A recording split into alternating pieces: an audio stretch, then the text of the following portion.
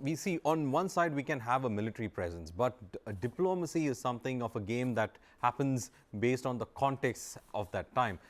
India played its diplomatic cards quite well till now, but then as we see our neighborhoods keep changing and rotating between governments that favor China and that governments that keep coming in that favor us. But how long can we continue with this rotational system of a changing neighborhood every time it happens? It looks like, Nepal was traditionally within our influence. It seems to be slipping and coming back. Sri Lanka was within our influence. It slips and comes back. We have Maldives now creating that another issue about slipping and coming back. And the Prime Minister has always been speaking about neighborhood first. But then strategically, where do you think that the Indian diplomatic community is lacking when trying to assess these challenges that are coming our way? First, your first question, how long can we go on doing this, getting and letting it slip? This can go on as long as China keeps on playing its cards. So there will be no respite in the near future or in the distant foreseeable future. The second thing is where we lack. I think we should not let our guards down. What we sometimes do is that when there is a government in our against us, seemingly pro-China, then we become super active. And but when there is a government again pro-India, then we become a little complacent, thinking that okay, now there is a government in our favor, and we should not worry about that. While China keeps on working silently throughout the year, throughout the tenure of any government, irrespective of whether it is pro-China or anti-China, that we should probably that we should not stop. We should be proactive every time throughout tenure of any government, irrespective of whether it is pro-India or pro-China, because that will only take. And as regards the Maldivian population there. Yes, they are very much pro-India. But as I said, the recent survey says that there are 62% who like China more than they like India. This is because China has invested more in infrastructure and publicized it by its propaganda machine. I am sure that whatever development China is doing, China is not employing in all those infrastructure. China is not employing the sizable number of Maldivians because there are this tiny community of Maldivians. They don't have that much of expertise or skill as well. So China would be as usual bringing in the prison labor, and, which will certainly not now but after some time, which will certainly start hurting Maldivians when there is a lack of employment, when unemployment rises to the unmanageable proportions. So we should also, I think, um, find new projects, new scholarships. By the way, let me tell you that when I was there were no schools in Maldives after 10th. So Indian government started a scholarship program under ICCR to get them to the universities, but there were no 11th and 12th, so we started to bring them in Indian colleges, Indian schools for higher secondary education. But crux of the point is that we should always be vigilant and careful, and we should always try to find out what are the things that what are the issues where China can have one upmanship with us. Well, Rabindra Sachdev is back with us. Rabindra Sachdev, you heard where, diplomatically we are looking at it, strategically we are looking at it.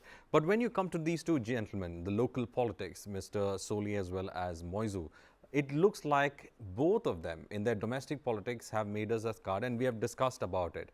But both of them seem to be dependent on us or on China. Are we too much depending on the local politics to actually yield something rather than the institutions of Maldives to actually yield favorably to us? Thank you so much. Am I coming through now? Yeah, yeah, you're coming through. Okay, great. Yeah. See, bottom line, all leaders bow to their local opinions, right?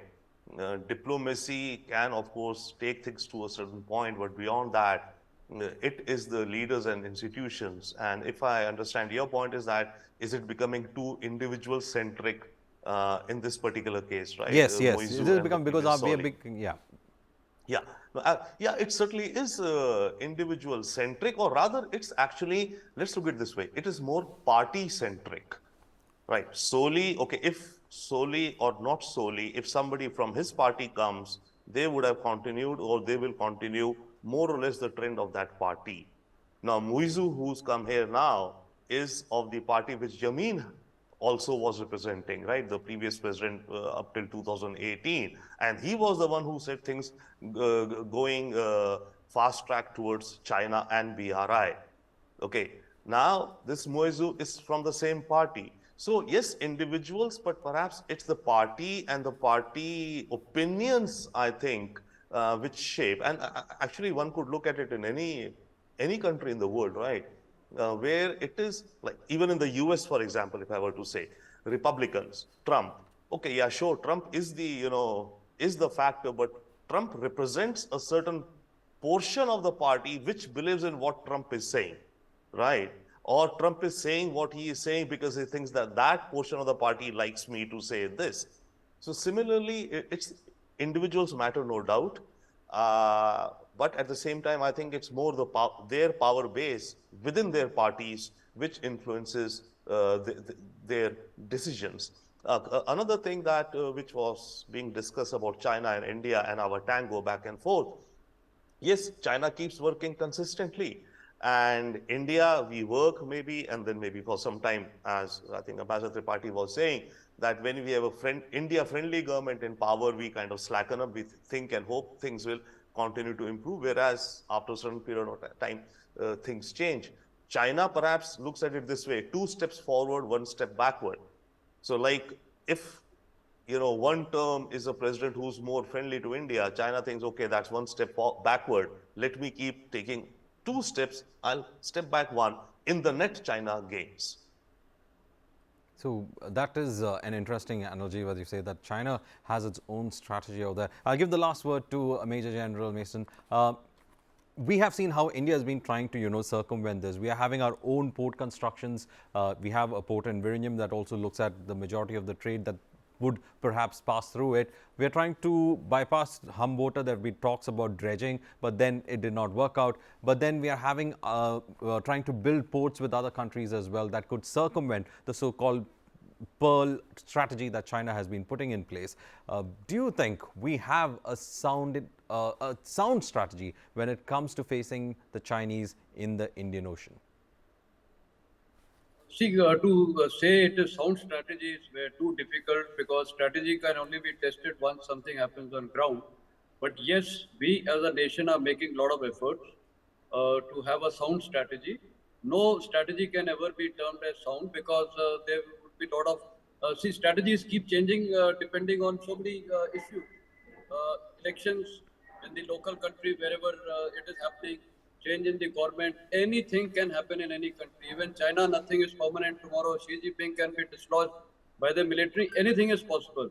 So strategies will keep evolving, keep changing, keep getting modified. But yes, as of date, we are very clear that we have to have a counter string of Pearl's policy, and we are doing fairly well. We have gone right up to Mongolia. We have also got some bases in Central Asian republics. Yes, some places we have had mistakes. I would say Afghanistan is one live case because today China and Pakistan is making inroads there. Whatever it is, that's a very, very strategic country for us. It's now forgotten, and we have to think about it. Similarly, now whether it is Seychelles or Mauritius, we are going further. So, and with the lost a lot of these ASEAN nations, Philippines, or in fact, Pacific Island countries. So we are also smartly playing our cards. I would not say that we are being overtaken by China. No, it's a total competition between now powers, and the powers are India, China, and the Americans. They also have a lot of interest in this area. because the Pacific Ocean obviously is very, very close to the only separating thing between China and Russia and China is the Pacific Ocean. So the three major nations, they are going to be a very, very important players here, and it suits us that today even our foreign minister has just made a statement, that our friendship with America is right up to moon and so forth. So Right. what I'm trying to highlight is that our strategy also means having some kind of strategic alliances, though India does not believe in alliances, but indirectly, Quad, it is not an alliance, but yes, it is some partnership. So these kind of partnerships we are having, the kind of partnership, strategic partnership we are having with the United States, whether it is in defense, whether it is in technology, whether it is in Right. artificial intelligence, semiconductors. I think Right. these are all. So two major players today are vying in this area against one, that is China. So we have I would say, to put it in Right. that way, we have a strategic advantage with not an ally, with a partner, and we are also today doing everything to counter the string of pearls policy, and certain things cannot be made even public. So we are doing fairly well, and of course, time will say how well we have done, because strategy can only be tested once some contingency comes up on ground. Right. So we Right. should not be too much worried. I feel we are playing our cards correctly, and our diplomacy. I have got good faith in our diplomats. Diplomacy. Yeah, Yeah. right. Thank you, gentlemen. In fact, that's all the time that we have